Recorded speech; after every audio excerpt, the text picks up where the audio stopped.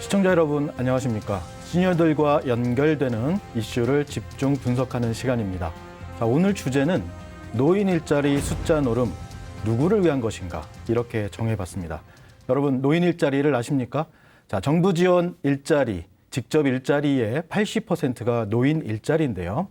자, 많은 예산이 투입되고 있습니다. 올해 1조 2천억 원, 내년에는 1조 3천억 원.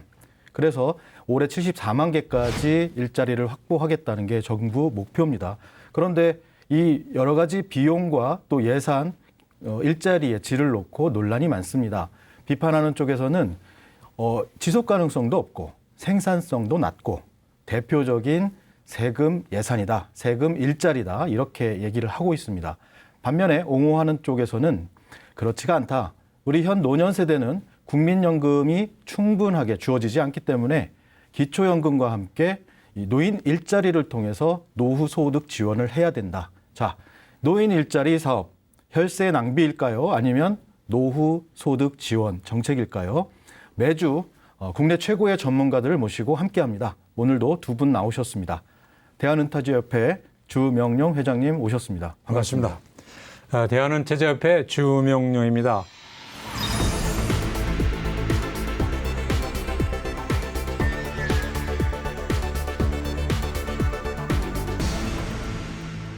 저희 협회는 506070 노령화 전문 대표 단체로서 96년 뉴욕에서 설립된 이래 한국으로 이주해가지고 본부로 옮겼다는 얘기죠.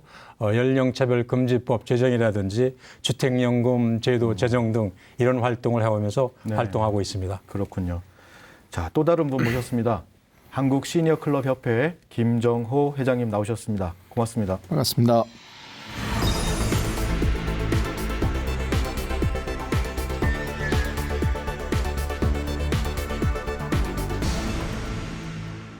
네, 저희 한국시니어클럽협회는 전국의 노인 일자리를 직접 수행하는 기관으로서 지역사회에 시니어클럽들이 분포되어 있습니다. 현재 전국에 176개의 시니어클럽이 분포되어 있고요. 네. 노인 일자리 사업을 직접 주관하고 있는 그런 단체가 되겠습니다. 그렇군요. 네. 자, 우리 두 분과 함께 직접 본론으로 들어가겠습니다. 이 노인 일자리 사업, 지금 앞서 제가 서두에 말씀드렸지만 혈세 낭비입니까? 아니면 노후 소득 지원 제도입니까? 우선 주명룡 회장님 어떻게 생각하시는지요? 그 둘 다 저는 맞다 이렇게 생각을 합니다. 네. 우선 한국의 노년층은 소위 노후 준비가 부족하거든요. 매우 부족합니다. 매우 부족한 상태에서 공적 연금이 이걸 받쳐주지 못하고 있기 때문에 정말 부끄러운 얘기입니다만 OECD 35개 회원국 중에서 노년 빈곤이 최고다 하는 이러한 그 불명예스러운 레이블을 달고 있는데 이런 상태 속에서 노인 일자리 사업이 한편으로 보면은 필요한 일자리면서 이것이 과연 일자리냐 복지 혜택이냐 이런 부분에 있어서는 의견이 상충되고 있고 저희 협회 내에서도 여러 가지 의견이 분분합니다만은 필요는 한데 양적으로 늘릴 게 아니라 질적으로 향상시킬 수 있는 그러한 계기로 가야 된다 이렇게 봅니다. 네, 주명룡 회장님께서는 우선 질적 개선이 필요하다 이런 점을 말씀해 주셨고 김정호 회장님께서는 직접 현장에서 이 노인 일자리 사업을 수행하시면서 굉장히 지금 하실 말씀이 많을 것 같습니다. 네, 대한민국 노인 일자리 사업이 만들어진 지가 20년이 됐습니다. 네. 20년 전에 시작할 때는 노인의 건강한 노후를 보장하기 위해서 소득 보장형 일자리가 아닌 소득 보충형 일자리라는 시작으로 노인 일자리가 시작이 된 거죠. 그때 당시 시작할 때는 상당히 의미가 좋았습니다. 그러니까 소득 보장이 아니라 소득 보충이다. 예, 예. 물론 일본처럼 공적 연금이 성숙되지 않은 시점에 있어서 노인 일자리는 노후 고령화 시대의 하나의 출구 전략은 맞습니다. 그런데 이거는 시작할 때 이야기고 지금 20년이 흐른 지금도 일자리 환경과 조건은 변화된 게 거의 없습니다. 그렇다면 소득 보충적 일자리라는 의미로 시작했던 노인 일자리는 반드시 변화가 와야 된다 이렇게 생각하고 있습니다. 네. 좀 전에 말씀하신 내용 중에 가장 큰 변화가 없다. 예를 들어 어떤 것들을 지적하실 수가 있을까요? 네, 20년 동안 17년간 이 어르신들에게 주어졌던 일자리 소득이 20만 원에서 변동이 없었죠. 17년간 물가 변동은 엄청 있었는데 지금 그러면서 27만 원이죠? 그렇죠. 예. 27만 원 된 지가 이제 2, 3년. 야, 그래도 22만 원, 24만 원 하다가 올라온 거죠. 20년 동안 7만 원 올랐군요. 그런 셈이죠. 자, 그렇다면 지금 헛웃음이 나올 수밖에 없는 상황인데요. 지금 이제 문재인 정부는 유독 일자리 숫자에 강한 집착을 보이고 있죠. 물론 정부로서는 이것이 하나의 실적이기 때문에 일자리 숫자 굉장히 중요하겠습니다만 얼마나 이 질적으로 지금 김정우 회장님 말씀하신 대로 얼마나 질적으로 괜찮은 일자리를 만들어내느냐 이것도 이제 굉장히 중요한 일일 것 같은데요. 지금 노인 일자리에서도 민간 영역, 그러니까 민간 기업들의 역할을 강조하는 그런 분위기가 많습니다. 어느 통계를 보니까 이 공익형, 그러니까 학교 주변에 교통 정리를 한다거나 학교 급식 도우미를 한다거나 이런 공익형 일자리가 노인 일자리 사업 전체의 90% 정도 된다고 합니다. 만약에 이것이 사실이라면 좀 대대적인 변화가 좀 필요해 보이는데요. 우선 현장에 계시니까 김정우 회장님은 어떻게 생각을 하십니까? 그 일자리가 처음에 시작될 때는 그 대통령의 기조에 따라서 달랐습니다. 뭐 김대중 대통령 때는 생산적 복지 그래가지고 네네. 민간 기업의 활성화를 유도를 했고요. 네, 문재인 정부 탄생하기 전에 공약이 1년에 10만 개 일자리를 노인 일자리를 늘리겠다는 공약을 하셨죠. 네. 하셨는데 그 약속은 지키셨습니다. 네. 예, 매년 10만 개씩 늘려온 건 사실입니다. 그 약속을 지켜주신 것에 대해서 또 역대 정부 가운데 노인 일자리를 공약에 넣어서 이렇게 해준 것에 대해서 대단히 고무적인 일이 아닐 수 없는데요. 문제는 10만 개를 지키는 동안에 잃어버린 게 많다는 거죠. 네. 공익형에 대해서 정부가 직접 재정을 투자해서 관리하는 일자리는 대대적으로 늘었는데 오히려 갈수록 기업이 투자하는 일자리 또 지역과 함께하는 일자리 숫자들 즉 기업이 들어와야 되는 자본이 들어와서 좀 더 활성화를 시켜야 되는 시장형 일자리 사업이 굉장히 위축을 받고 내년 일자리 간이 시한이 내려왔는데 약 2만 5천 개에서 3만 개의 시장형 일자리가 없어지는 간이 시한에서 예. 최대 3만 개까지 예, 시장형 일자리가 없어지다. 네, 그렇습니다. 그 줄어진 일자리가 사회 서비스형이라는 또 다른 공익형이 돼요. 물론 예산은 올랐습니다. 67만 원까지 오르는 예산인데 공익형 형태의 일자리가 늘어났다는 거죠. 시장형 일자리는 3만 개 가까이 줄어드는 그런 간이 시한이 지금 발표가 돼 있죠. 자, 한 가지 좀 질문이 있습니다. 수행기관의 입장에서 시장형 일자리가 관리가 쉽습니까? 아니면 공익형 일자리가 관리가 쉽습니까? 처음에는 공익형이 쉬웠던 건 사실입니다. 네. 공익형은 한 2달 정도만 잘만 관리하면 어르신들이 돌아가요. 근데 시장형은 아무래도 수익을 내야 되기 때문에 생산에서 판매까지 판로까지 다 신경을 쓰다 보니까 관리적인 측면은 어렵지만 네. 반대로 일자리의 의미라는 것을 부여할 때는 공익형보다는 시장형이 노인 일자리의 소득 보충적 일자리엔 더 가깝다. 네. 왜냐하면 공익형 일자리 어르신들은 아까 말씀드린 대로 20만 원에서 머물러 있었던 거지만 네, 네. 시장형 일자리들은 20만 원 받을 때 어르신들 인건비를 작게는 40만 원, 많게는 6, 70만 원 받는 노인들이 탄생을 했었거든요. 그런 노인들이 탄생했던 일자리가 지금은 동일하게 다시 27만 원짜리로 흘러가는 추세가 많아지고 있다는 것에 대해서는 오히려 일자리가 지금 역행하고 있지 않나 그런 생각이 드는 거죠. 그 이유는 무엇이라고 생각하시나요? 일단 뭐 현장에서도 자성론이 있습니다. 현장에서는 이 시장형 일자리에 대해서 제대로 된 일자리를 만들어서 네. 소득도 내고 네. 좀 폼도 나는 일자리가 많이 나와줘야 되는데 한계성이 온 거죠. 어느 정도 가니까. 왜 지금은 전국에서 제일 많이 하는 일자리가 실버 카페입니다.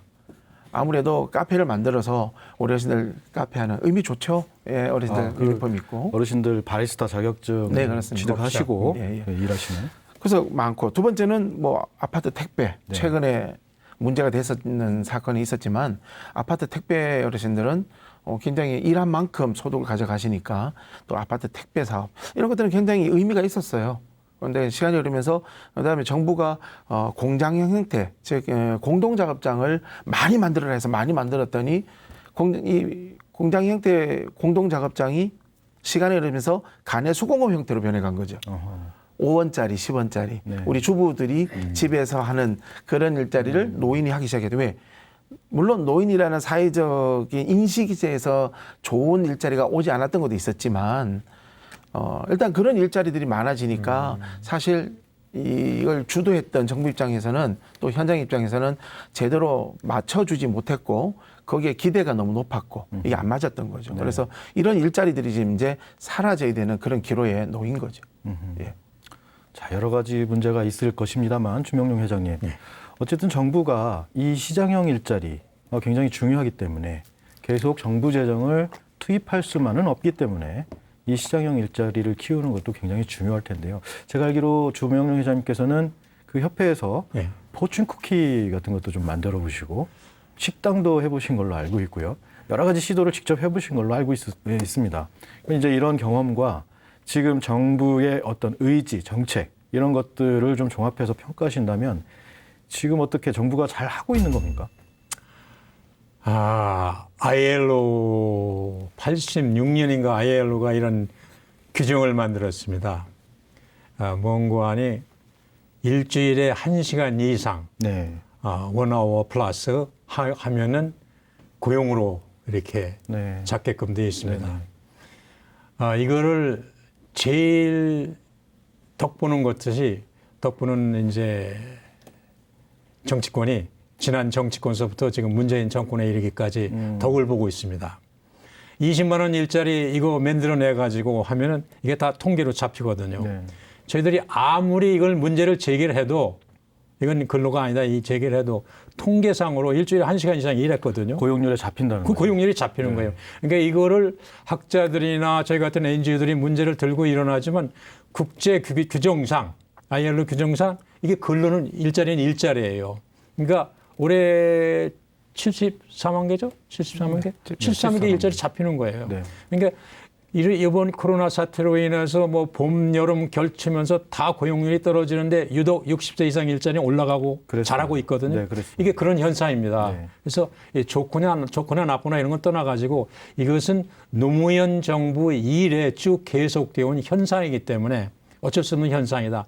단지 이것을 일자리답게 해나갈 수 있느냐 이런 상태에서 시장형 일자리를 놓고 볼 적에 저희 같은 그러한 전 기업을 이제 해봤거든요. 기업을 해봤고 한 300명까지 고용도 해봤습니다만은 여기 국내가 아니고 미국이었죠. 미국이었는데 이런 상태에서 고용 현장을 들여다볼 적에 고용이라는 것은 근로자를 채용을 해가지고 그 근로자가 어떤 그 영업이익을 내가지고 나눠 갖는 거거든요. 국가에 세금도 내고 피고용자 가져가고 또 기업도 이윤을 챙기고 이러는 건데 이런 것이 전혀 없는 상태에서 재정 일자리로 계속 가는데 재정 일자리로 계속 가는 걸 막기 위해서 소위 시장형 이게 이제 탄생된 거거든요. 그럼 시장형 일자리는 공익형이나 이런 거와 다르게 시장형이 육성돼야만이 거기서 사업이 커지면서 근로자가 더 가져갈 수 있는 이런 형태거든요. 근데 전 지금 우리 김정은 회장님 얘기를 듣고 보니까 세상에 이걸 늘리면 늘려야지. 이걸 더 늘려야 돼요, 이건. 네. 줄이는 건 아니다. 저희가 저는 어떤 기업형 마인드를 가지고 있어서 한국의 은퇴자협회를 설립을 하면서 포춘 쿠키라는 그런 사회적 기업을 만들었어요. 네. 그때는 사회적 기업이 없어서 이것을 만들면서 노동부 쫓아가가지고 이런 식으로 사회적 기업을 만들자. 그게 2003년 일입니다. 했더니 고용노동부가 한다고 해요. 그 법을 만들고 사무관 하나 임명해가지고 그걸 했는데 결국 사회적 기업을 만들어냈는데 정부 돈 쓰는 거예요. 사회적 기업은 육성하겠다고 뭐 2년인가 3년 인건비 대주고 막 주거든요. 그리고 그걸 딸랑 따먹고 없어지고 이런 상태예요. 그래서 솔직히 사회적 기업을 하자고 했고 저희가 시도를 했습니다만 저희 사회적 기업 없앴습니다. 없앴어요. 이거 필요가 없는 거예요. 왜? 기여를 못하는 거예요. 기여를 못하고. 그러면 시장형 상태에서 우리가 협회 자체를 위해서 키워보자 가지고 커피숍도 내봤어요. 양재동에. 네. 가까운 양재동에 커피숍을 냈는데 안 되는 거예요. 저는 미국에서 미국인을 300명까지 채용하는 그런 기업 활동을 해봤고 성공을 했습니다만 한국에서는 커피숍 하나도 제가 제대로 키울 수가 없더라고요. 문 닫았어요.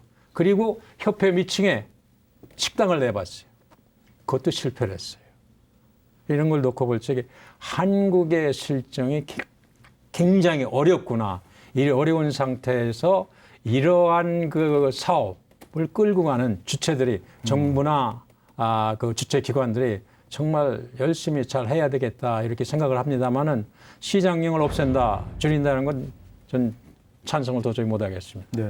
혹시 그 미국에서 사업하신 내용을 말씀을 하셨는데요. 예. 혹시 그때 당시에도 혹시 시니어를 채용한 적이 있으신가요? 예, 어떻게 했는가 하니 주로 장애인의 서비스업이었습니다. 네네네. 그 사업 기종이. 그래서 장애인 및 시니어, 미국인들이죠. 네. 를 고용하는 특별 프로그램을 해가지고 뭐 비용이다, 비율 같은 건 그건 미국에서 따지지 않으니까 제가 선별해서 그래도 10명의 한 학골은 채용하는 그런 식으로 했습니다. 이게 300명 좀 넘게 채용했으니까 한 3, 40명 고용했었던 얘기죠. 네네네. 자, 지금 여러 가지 말씀들을 해 주셨는데 우선 압축적으로 시장형 일자리가 없어지는 것은 말이 안 된다. 이 두 분 다 동의하신 내용이고. 자, 그런데 이 김정호 회장님, 시장형 일자리가 뭐 공익형이나 뭐 사회 서비스형이라든가 이런 일자리들과 비교해서 탁월히 그 어르신들 내지는 시니어 당사자들에게 좋은 것 뭐가 있을까요? 단순하게 공익형은 한 달에 와서 10시간만 수행기관에서 요구해 주세요 하는 거 하면 돼요. 근데 시장형 일자리는 어떤 일이 일어날지 모르죠. 어떤 상황이 벌어질지 모르죠. 네. 커피도 마찬가지고 또 택배도 마찬가지고 또 식당을 운영하는 것도 마찬가지고 어떤 일이 벌어질지 모릅니다. 그러니까 굉장히 활기차죠. 일단은 시장형 사업단의 이 사업단을 찾아가 보면 굉장히 우리 어르신들이 밝습니다. 왜 밝느냐? 일단 자의적인 표현이 됩니다. 말을 한마디로 해도. 왜냐하면 본인이 직접 만들어야 되는 거고 네네네. 그 만드는 게 정성을 쏟아야 되니까 완제품을 보게 되면 네. 생산품을 보게 되면 자부심을 느끼게 되죠. 그렇죠. 이런 통계가 있었습니다. 대통령 선거에 있기 전에 전주에서 이제 어르신들에게 일자리를 많이 주겠다는 공약이 발표가 됐을 때 한간의 현장에서 그런 얘기를 했습니다. 돈을 많이 올려주는 것이 일자리의 행복일 것이다 라고 다들 생각을 했었습니다. 그래서 금액을 얼마 올려가야 되겠느냐라는 이야기들이 주고받을 때 현장에서는 어떤 얘기가 나오냐면 좋은 일자리가 만들어진다는 거는 아침에 일어났을 때 내가 일하러 갈 수 있다는 거, 이런 일자리를 만들어 달라는 거지 우리를 돈을 가지고 가치를 따지지 말아 달라는 노인의 욕구가 어마어마했었거든요. 아, 그렇습니까? 그러니까 정부 정책의 방향이 어르신들이 돈 지금 뭐 2만 원씩 3만 원씩 오르는 것이 중요한 것이 아니라 어떤 일자리를 가느냐, 이것이 중요한 거에 된 그런 시대거든요. 우리 어르신들이 그렇게 인식이 바뀐 거죠. 일자리 현장은. 근데 아직도 현장의 이야기를 정책이 못 따라줄 때가 많더라는 거죠. 또 어떤 때는 정책을 만들어 놓고 따라오라고 그랬을 때 따라가다 보면 잘못된 방향으로 하는 게 보이는데 네. 결말을 또 내고 가야 되는 이 상황이거든요. 그래서 어르신들의 일자리를 보면 일자리 꽃은 엄격히 말하면 재정이 들어가지 않는 인력 파견, 고용 취업, 이게 꽃이죠. 생애 경력을 활용해 가지고 이 생애 경력을 활용한 것에 다시 재취업을 시켜줄 수 있는 거, 이게 일자리 꽃이죠. 예산이 안 들어가니까. 네. 근데 예산을 굳이 들어가서 해야 된다면 그 예산 플러스 생산적인 일자리, 네. 그 예산 플러스 소득의 보충이 되는 일자리. 그렇기 때문에 시장형 일자리가 중요한 것이지 뭐 공익형이 나쁘다고 얘기할 수는 없습니다. 왜냐하면 기술이 없는 노인 어르신들 그리고 조금 불편한 노인들에게도 일자리는 열려 있어야 되는 거거든요. 그런 어르신들. 그래서 우리는 이제 어르신들 볼 때 올드 노인하고 뉴 에이지 노인으로 좀 바꾸자. 그래서 지금 현재 6.25 세대와 새마을 운동을 거쳤던 70대 이상의 노인 세대와 이제 노인에 들어와 있는 60대와 70대 사이의 노인으로 좀 구별해서 우리가 대처할 필요가 있지 않겠느냐. 그래서 오래된 조금 이제 거동이 불편해지고 그런 분들에게는 공익형 일자리 형태를 좀 유도를 하고 신세대 우리 어르신들에게는 이제 시장형의 이런 분들을 활기차게 좀 덤빌 수 있는. 그때 시장형이 무조건 사라진다는 게 나쁜 게 아니라 바로 이런 베이비 부머 세대가 노인에 들어왔으니까 이분들에게 기존의 노인 세대를 일을 하라 그러면 못 합니다. 이분들에게 정말 활력이 있고 좋은 일자리를 주자는 뜻에서 시장형은 유지가 돼야 된다. 네. 네, 이렇게 생각합니다. 네. 자, 조명룡 회장님.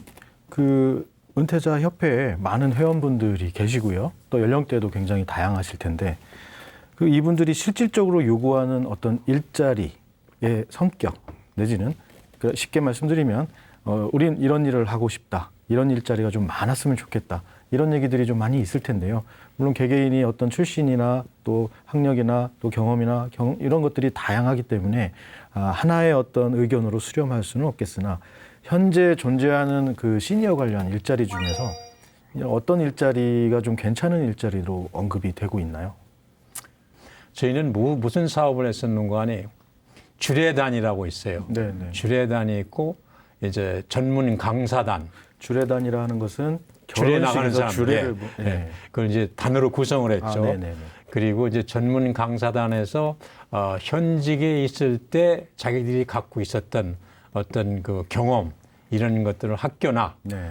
기관에 나가면서 이제 강의하는 네. 이런 사업을 이제 시작을 했죠. 시작을 했는데 재미있는 것이 이 인구 구조가 바뀌면서 저희 주례단이 많을 때 한 6, 70명 됐어요. 어허. 6, 70명이 됐는데 이분들이 잘하는 사람은 주말에 두세 건씩 막 뛰고 그랬어요. 네. 그래서 뭐 수입면으로 따지면 그것도 괜찮다고들 자기네한테 네. 이렇게 얘기를 해왔고 궁금합니다. 얼마나 되는지.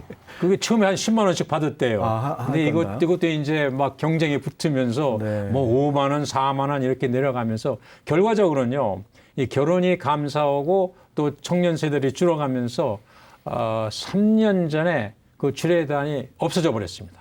자기네들이 활동을 안 하겠다 해가지고 협회 내 주례단인 건 없어졌어요.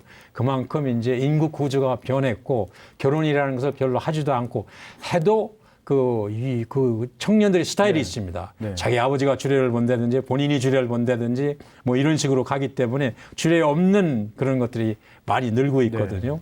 이런 상태 속에서 그나마 지금 현재도 저희가 유지하고 있는 것이 전문 강사들입니다. 네. 이 전문 강사는 시장용 쪽 사업을 띄고 있어요. 나가서 이제 강의를 나가죠. 나가면서 그 상대 파견 지역에서 돈을 좀 받아가지고 합쳐서 가져가는 식으로 하고 있는데 이것은 27만 원도 안 돼요. 27만 원도 그 훨씬 아래가 되는데 분명한 것은 이것을 이 회원들이 참여하는 회원들이 굉장히 즐기고 있다. 즐기고 있다는 얘기는 아까 김 회장께서 얘기한 대로 느낀다. 뭔가 내가 넥타이를 메고 일주일에 한두 번 나가서 애들 앞에서 또는 청중 앞에서 뭔가 내 지식을 전파한다. 그 자체를 즐기고 있는 거예요. 네. 그래서 이런 것들이 좀 늘어나야 된다. 이렇게 보는 상태에서 일자리 형태가 좀 뭔가 말씀하신 대로 세대별로 변해야 된다. 특히 저는 이게 60년대생이 나오고 있거든요. 지금의 40년대생, 50년대생, 소위 학자들이 말하는 프리부머 세대는 관습적으로 20만 원도 좋아. 네. 나갑니다. 나가는데 60년대생이 올해부터 퇴직을 하는데 그 60년대생에게 당신네 뭐 정부 일자리 할 거야? 27만 원 줄게. 저는 농담으로 그래 아마 기싸대기 때릴 거다. 우리를 어떻게 보느냐. 이게 뭐 농담으로 이제 협회에서 그런 얘기를 하는데 이렇게 살아온 세대를 틀리는 세대에 맞는 일자리로 가야 된다. 이렇게 보고 있습니다. 그랬던 것이 그 5년 전인가요? 저희가 전국에서 5개 권역을 만들어 가지고 노인으로 들어오는 세대에 대해서 노인 교육을 한 적이 있습니다. 그러니까 노인 교육을 해본 거죠. 이제 은퇴하면 노인 세대로 들어서 노인 일자리 해야 되니까 조사를 했더니 3일 만에 60명을 교육했는데 30명이 빠져나가죠. 그리고 일주일 딱 교육 끝나고 현장에 가서 체험하려고 한 사람이 10여 명 남습니다. 왜 그러냐? 왜 그러냐? 일단 금액에서 다 떨어져 나가는 거고. 이분들의 그래서 그러면 품위 유지비라고 얘기하죠. 이분들은 노인 일자리라는 얘기가 아직 생소할 때니까 품위 유지비로 한 달에 얼마면 되겠습니까? 라고 조사를 했더니 이 베이비부머 세대의 품위 유지비는 최하 180만 원이었습니다. 180만 원. 예, 최고비 250만 원. 그러니까 너무나 동떨어져 있는 이 세대가 이제 노인에 들어와 버린 거죠. 현실 인식을 정확히 못 하시는 거죠. 그렇죠. 네. 자, 시청자 여러분, 이게 배드민턴 셔틀콕입니다. 우리 흔히 이제 주변에서 살 수 있는 건데 이게 지금 국내에서 사용되는 이 셔틀콕 거의 뭐 99%가 이제 중국산인데 이걸 지금 딱 1% 한국에서 만드는 곳이 바로 시니어 클럽. 지금 여기 나와 계신 김정호 회장님이 운영하시는 경기 군포 시니어 클럽에서 이 셔틀콕을 만들고 있습니다. 그런데 제가 들어오기 전에 이 셔틀콕에 대해서 아주 재미있는 얘기를 들었는데요. 좀 직접 좀 소개를 좀 해주시죠. 네, 대한민국에서 만들어지는 셔틀콕의 99%는 메이드 인 차이나입니다. 또 중국이 배드민턴을 잘 치죠. 근데 우리나라에서 저 깃털을 하려면 중국에서 수입해 와야 됩니다. 그러니까 기술을 우리나라가 만들더라도, 왜냐하면 이제 여름에는 오리털, 겨울에는 거위털이라는 그 써야 되는 깃털이 있어요. 네, 저 단가가 중국에서 깃털을 가져오고 우리 어르신들이 노인들이 만들어요. 만들려면 뭐 단가를 공개도 괜찮겠죠. 네. 어차피 판매가가 지금 시중의 판매가가 괜찮은 가격이 15,000원, 800원, 뭐 14,000원 정도 형성이 돼 있습니다. 아, 이게 저 몇 개 단위로 그렇습니까? 한 타에 12개가 들어가 12개. 있습니다. 예. 네네. 그래서 뭐 대형마트 가면 12,000원, 싼 거는 뭐 7,000원대도 있습니다. 괜찮게 배드민턴 동호인들이 괜찮게 친다고 하면 15,000원짜리를 선호합니다. 근데 저건 이제 깃털을 수입 와서 우리가 만들고 인건비를 계산하면 뭐 약 한 9,000원, 10,000원대가 형성이 됩니다. 근데 판매가가 15,000원을 해야 그래도 4,000원, 작게는 3,000원, 5,000원까지 판매가 이루어지는데, 이거를 만들어 가지고 대형마트에 넣기까지가 상당히 어렵죠. 대형마트에서는 품질 인정 막아야 되고 네네. 큐 마크 받아야 되고. 근데 저거는 생활체육에 넣으려고 했던 거죠. 그래서 많은 분들이 다녀가셨어요. 참 이름을 거명하기 좀 죄송하지만 당대에 높으신 분들, 네, 뭐 도지사님들부터 해서 막 다녀가셨습니다. 장관님들부터 다녀가셔서 보고 너무 신기한 거죠. 막 꽂고 만들어서 다 만드는 게 신기한 거죠. 그래서 이거를 우리는 기대를 하는 거죠. 대한체육회와 좀 연결 좀 해주고 각 시도의 체육회랑 연결해주면 고맙겠다. 후속이 없는 거예요. 다녀는 가셨는데 또 사진만 찍고 가셨고. 예. 그래서 야, 이거는 참 안타깝다. 그러다가 어느 한 분이 연결을 해주셨어요. 근데 이 생활체육 하시는 분도 보조금을 지원받아서 이걸 운영하는 단체였습니다. 근데 그런 곳에 우리가 넣는다 하니 그럼 그쪽도 보조금을 가지고 우리 걸 사줘야 되는데 이게 구조가 안 맞는 거예요. 네. 그래서 저 배드민턴 시장이 6천억 시장인데 아주 저는 한 5%만 한 300억만 벌자 기대를 했는데 나가면 많이 팔리겠다. 했는데 저 기대에 못 미쳤죠 완전히. 그리고 또 이게 환경에 영향을 많이 받더라고요. 저게 중국에서 들어오잖아요. 당시 사스 문제로 굉장히 국내가 시끄러울 때입니다. 하다못해 저 깃털 시골에서 가져오는 중국 시골에서 가져오는 건데도 안 줘요. 안 줍니다. 그러니까 어쩔 수 없이 못했던 거죠 한동안. 지금은 이제 임가공 형태로 다시 시작을 하고 있는데 이처럼 일자리가 환경에 영향을 받는 것도 받지만 내부적으로 이 일자리를 정말 키우고자 하려고 하는 분들이 계셨더라면 분명히 방법은 있었을 텐데 그런 아쉬움이 너무나 진하게 남는 그런 제품입니다. 네.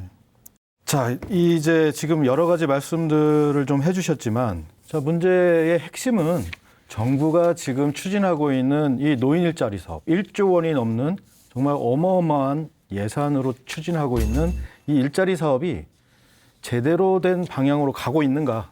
그래서 그 내용이 그 예산을 만들어준 국민들의 기대 또는 또 일자리 사업이 가야 되는 그런 목표에 부응을 하고 있는가. 이제 이런 그 반성입니다. 그러니까 제가 여기 오기 전에 잠깐 봤더니 2017년 노인 실태조사 결과입니다. 여기를 보니까 노인 일자리 사업은 양과 질 모두 문제가 있다. 이제 이런 건데요. 양적으로는 65세 이상 시니어 가운데 한 16% 정도가 이 일자리 사업에 참여를 하고 싶다라고 의사표현을 하셨습니다. 그런데 현재 참여 중인 시니어는 7%. 그렇다면 참여하고 싶은 사람은 2명인데 일자리는 하나밖에 없다는 거죠. 이제 이런 이제 수요가 많다는 것. 질적으로는 서두에서도 좀 말씀드렸지만 지금 진행 중인 노인 일자리 사업 약 90%가 공익형이다. 그렇다면 어쩔 수 없이 이 후기 고령 노인, 75세 이상 후기 고령 노인들이 좀 참여할 수 있는 그런 일자리가 많다. 이렇게 해석도 또 가능하고요.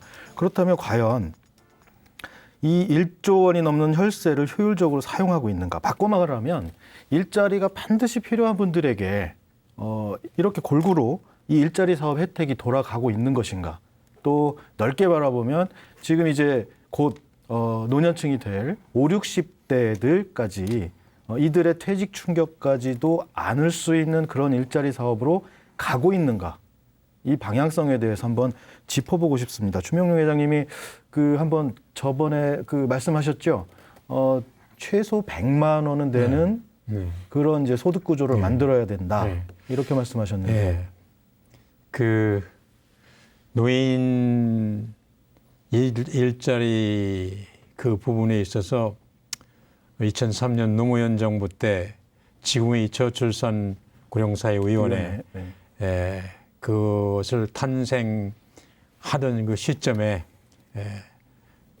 같이 활동해 오던 그런 단체로서 그때 일자리가 지금까지 이제 지속되어 오면서 17년, 16년 이렇게 되나요? 그렇게 되죠. 이렇게 하면서 그 상태 속에서 여하튼 소위 프리 부모들에겐 무언가 한국의 노년 빈곤율을 조금이라도 향상시키는 기여는 했다고 저는 보고 있습니다. 보고 있는데 이제 젊은 세대들이 나이 먹어서 60년대, 70년대생들이 이제 곧 퇴직한다 이런 시점을 놓고 볼 적에 상당히 그 정책을 놓고 무언가 비판만 할 것이 아니라 대안을 제시하려고 하는 NGO로서 고민을 많이 했습니다. 고민을 많이 한 상태에서 저희들이 작년 말서부터 그냥 큰 제목이죠. 큰 제목으로 생각을 해오고 이것을 법안으로 이제 제출한 상태가 이제 됩니다만은 소위 공적연금과 연계된 공적연금 플러스 민간주도형 일자리 해서 이제 60년대생의 퇴직하는 시기에 맞춰서 이러한 권고안이 나와야 된다 해가지고 저희들이 6월 30날 국회에 이제 보내놨고 또 6월 30날 300명 의원에게 직접 문서를 전달했습니다. 안타깝게도 이 방송을 통해서 말씀드린다 하면 300명 의원 중에 단 한 사람도 잘 받았다 이런 회신이 없습니다. 전 미국에서도 NGO 활동을 해왔는데요. 가령 미국의 하원의원 430명, 상원의원 100명, 530명한테 이런 법안을 냈다 하면 아마 530명이 거의 다 고맙다고 인사를 보내오고 어떻게 해야 되냐 워싱턴에 DC에 와줄래 아마 빗발치듯 연락이 왔었을 거예요. 그래서 이 정치 수준이 결국 우리나라 이렇구나 하면서 추석 지나고 국정감사 끝나면 국회 앞에 가서 노숙 생활을 해야 되나 지금 이런 고민을 하고 있습니다. 근데 이건 뭐냐 하면은요. 결국 현재까지 지속되고 있는 모든 형태의 재정 일자리를 놓고 볼 적에 이것을 모든 정권이 지나면서 숫자는 늘렸지 거기에 따른 어떤 질적 향상은 못하고 있거든요. 네. 이것이 이 정부에 대해서 더 극심해지고 있는 상태인데 그럼 어떻게 할 것이냐. 이 정권을 가지고 이 나라를 운영하는 사람들에게 뭔가 아이디어를 주자. 별다른 아이디어는 아니지만 근처에 있는데 모르고 있거든요. 이게 공적연금 가령 기초연금 30만 원 받는다 이거예요. 네. 플러스 국민연금이 전혀 없는 사람은 할 수 없지만 10만 원, 20만 원 받는 사람이 있거든요. 지금 국민연금의 평균 수령액은 약 54만 원 됩니다. 전체 수령자 500만 명을 놓고 볼 적에. 그럼 그걸 플러스해서 나가면 이리저리하면 30만 원, 40만 원, 50만 원 되거든요. 여기에다 뭔가 민간 기업하고 연계되는 일자리, 시장형 같은 게 좋다고 저는 보고 있어요. 시장형 또는 중소기업하고 연계되는 일자리를 한 50만 원짜리를 만들어내면은 결국 월말에 100만 원 이상 받는다 이거예요. 그래서 이거는 최저 수준의 노년층에게 가는 거고 평균 국민연금을 60년대생은 100만 원 이상 받습니다. 100만 원 이상 받는데 그들에게도 그와 비슷한 민간 일자리를 합쳐가지고 꼭 100에서 150만 원이 아니라 그렇게 하다 보면 200만 원이 넘는 일자리가 형성이 된다 이거죠. 그래서 이런 상태에서 뭔가 일자리다운 일자리, 소위 국제계에서 말하는 괜찮은 일자리죠. decent job. 이제 이게 되는 거고 또 그 일자리 형태가 뭔지는 모르지만 정말 내가 일자리 같은 데를 퇴직 후에도 나갈 수 있고 생활을 유지할 수 있는 수익을 낸다. 이런 방향으로 가자 이거죠. 자, 이 민간 참여라는 부분이 굉장히 첨예한 문제입니다. 자, 민간 기업이 시니어 인력을 활용한다. 자, 물론 명분은 좋습니다만 민간 기업이 생산성을 생각하게 될 것이고요. 또 이윤에 민감하기 때문에 이 시니어 인력을 활용해서 어떻게 이윤을 낼 것인가 이런 문제들이 남습니다. 자, 김정호 회장님께서 지금 시니어 클럽을 직접 운영하고 계시고 네. 전국 또 시니어 클럽들이 여러 가지 시장형 일자리를 추진하면서 이런 인프라들을 갖고 있죠. 그런데 듣기로는 적극적으로 이 인프라를 100% 활용하지는 못한다. 그런 이제 그 한계가 있기 때문에 여기에 또 다양한 기회 요소가 있는 것 아닌가. 그렇다면 이 민간 영역이 할 수 있는 일을 또 접목할 수 있지 않는가. 그런 또 생각도 드는데요. 네, 시니어 클럽이 이제 기본적으로 지역사회 시니어 클럽이다 네. 보니까 지역에 가면 중소기업들이 있고 또 대기업의 하청기업들이 있습니다. 특히 수도권은 많죠. 수원이나 이천, 평택 이런 데 시니어 클럽들이 보면 기업이 노인을 고용을 하는 문제에 있어서 아까 말씀하신 대로 첫 번째 생산성의 문제가 있습니다. 또 대량화나 속도에 노인들의 인력이 못 따라가는 방법도 하나의 요인이 되겠죠. 노인의 장점은 대신에 굉장히 꼼꼼함이 있습니다. 불량률이 반복되는 일을 하게 되면 불량률이 잦아지는 그런 어떤 특성을 보이는데요. 네, 저희는 어떤 노인을 직접 고용 면에서도 얘기를 하지만 기업의 사회공헌 책임성을 좀 말하고 싶은 겁니다.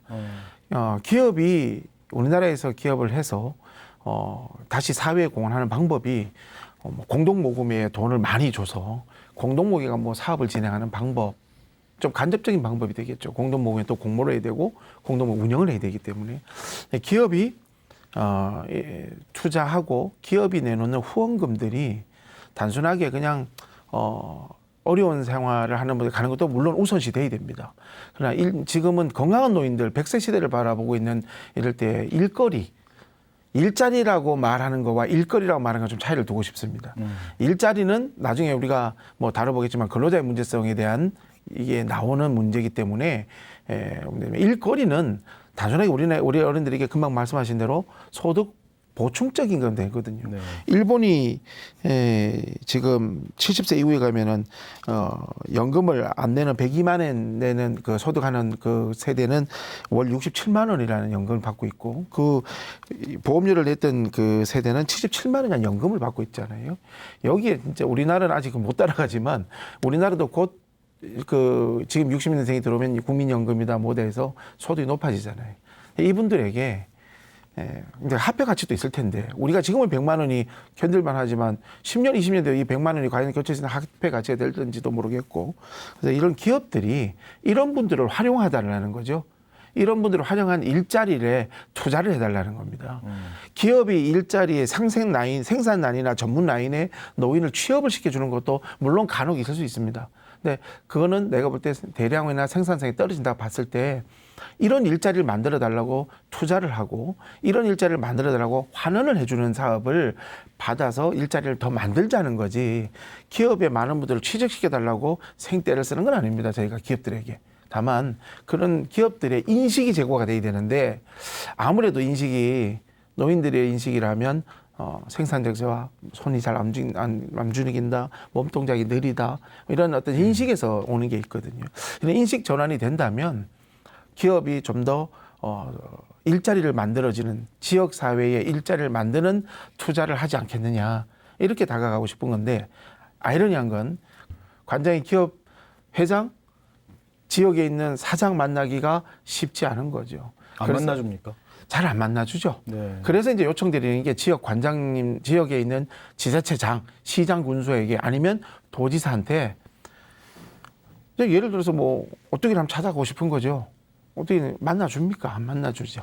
이 오뚜기 사장을 만날 수 있도록 지자체에서 한번 만나봐 주세요라고 이렇게 연결고리만 해줘도 일자리를 만들 수 있는 얼마든지 어필할 수 있는 기회가 주어지는데 이런 기업들의 문을 두들기기가 어렵다는 현실.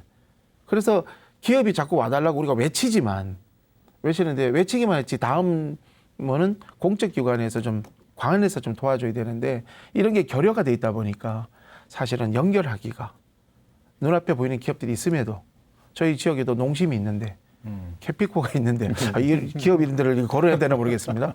해야 되는데 방문을 하기엔 참 어려운 거죠. 그래서 이런 분들과의 만남을 통하면 충분히 어필할 수 있는 거죠. 생애 경력을 활용한다 그러면 관리직, 생산직에서 근무했던 노인 지금 55세에서부터 60세 이분들은 얼마든지 일할 수 있거든요. 임금 피크제에 의해서 아니면 이게 고용에 의해서 지금 해직되신 분들 아직도 일할 수 있는 나이잖아요. 이런 분들을 취업의 꽃이라는 취직도 되고 아니면 그 생산 라인을 한 개를 가져올 수도 있습니다. 노인 일자리를 위해서 생산 라인을 늦게 나이도 좋으니까 한 개 라인을 기업에서 만들어주는 거죠. 일부러 노인 생산 라인이 되는 거죠. 그러면 기업도 사회에 대한 책임을 하는 것이고 기업이 사회에 대한 공헌을 하는 것이기 때문에 그러한 일자리를 활발하게 만들어 달라는 걸로 저희는 이제 말을 계속 외치고 있는 거죠. 네. 자, 지금까지 그 노인 일자리 사업, 정부 지원 노인 일자리 사업에 대해서 여러 가지 논의를 했는데요. 중요한 건 한 가지입니다. 정부의 의지가 예산만 투입하고 뒷짐을 질 것인가 아니면 민간의 영역까지 모두 끌어들여서 시장에서 자립할 수 있는 시장에서 소위 말해서 먹힐 수 있는 그런 일자리로 확대시킬 것인가 이제 이런 숙제들이 남습니다. 지금 주명용 회장님 그리고 김정호 회장님께서 여러 가지 지적을 해주셨지만 공통된 하나의 요구사항은 이제 정부가 예산만 집중할 것이 아니라 다양한 이 일자리 고객의 여러 가지 다양한 욕구를 수용을 해서 기업과 연계도 시키고 지자체의 역할도 좀 강화시키고 이러한 컨트롤 타워 거버넌스를 좀 강화하자는 거죠. 자, 지금까지 여러 가지 말씀을 나눴는데요. 두 분께 끝으로 마지막으로 이 일자리 사업의 가장 큰 개선점, 지금 현재 진행 중인 노인 일자리 사업의 개선점 한 가지씩만 좀 간단하게 좀 여쭙겠습니다. 주명용 회장께서 좀 먼저 말씀해 주시죠. 제목으로 두 가지를 말씀드릴게요. 첫째는 이런 노년 일자리 정책을 다루는 부처가 통일되어야 한다.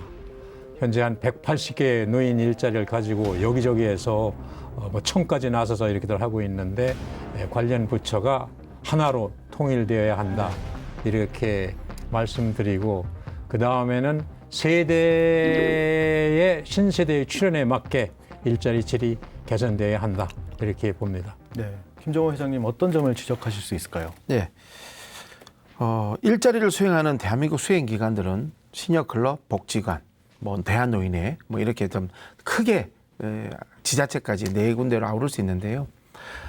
적용 범위가 전부 다 복지부입니다. 네. 그리고 전부 다 노인복지시설입니다. 노인복지법에 적용되는 수행기관들이거든요. 그런데 일을 하다 보면 노동부에 해당이 됩니다. 복지부 소속으로 복지법에 해당받는 수행기관들이 전부 다 근로자성 문제나 고용노동부의 또 장애인 고용 문제 등의 노동 문제에 상충이 돼서 어려움을 겪고 있습니다. 그래서 우리는 그런 말들을 합니다. 심심찮게 시니어클럽 관장들은 다 범법자다. 네. 왜? 고용을 어기고 하고 있거든요. 네. 그래서 정책을 다뤄주는 정부에서 노인복지법상에서 적용돼서 노인복지를 하면 일자리는 복지입니다. 아니면 고용노동부 모든 근로자성의 문제를 다룬다 그러면 고용노동부로의 적용을 받으라고 법을 바꿔야죠. 근데 이것도 아니고 저것도 아닌 상태에서 놓여지다 보니까 수행기관 관장들이 범법자라는 말을 할 수밖에 없는 그걸 수행하고 있는 거거든요. 그래서 일단은 노인 일자리 그리고 한 가지 더 말씀드리면 일자리 숫자가 아니라 괜찮은 일자리 만들자는 거죠. 함께 숫자 이렇게 해대 예산적으로 이렇게 하겠다 던져놓으면 좋은 아이디어 올려오면 그 아이디어를 수용하고 그걸 만들어 보자는 괜찮은 일자리를 만들자는 거지. 일자리 숫자 늘려서 또 거대 일자리 조직을 만들어서 정치적인 투표의 향방을 가르는 그런 조직으로 가지 말고 네. 괜찮은 일자리 만들어 보자는 것이 저희 작은 외침이 되겠습니다. 네, 두 분의 말씀 결론의 핵심은 정부가 예산을 들여서 집행하는 일자리인 만큼 정부 조직 그리고 정부 조직 내에서 할 수 있는 일들 좀 융통성 또 칸막이를 좀 무너뜨리자 이런 얘기들이었습니다. 지금까지 여러 가지 말씀을 나눴는데요. 대한은퇴자협회 주명용 회장님 그리고 한국 시니어 클럽 협회 김정호 회장님 고생하셨습니다. 결국은 이 문제는 복지냐 고용이냐. 언제까지 정부가 최대 고용제 노릇을 할 것이냐. 많은 국회의원들이 노인 일자리에 관한 지원법을 많이 발의를 해 주셨습니다. 근데 한 번도 국회 본회의를 통과해 본 적이 없습니다. 제가 의원이라도 됐다면 내일 당장 법안으로 내놓고 싶은 상황인데 안타깝습니다. 네. 그러니까 소위 말해서 우리가 그런 얘기를 해요. 사회복지인들은 왜 자꾸 와서 징징거리냐. 관계자들이 들으면 굉장히 화날 것 같은데 저 웃어도 됩니까?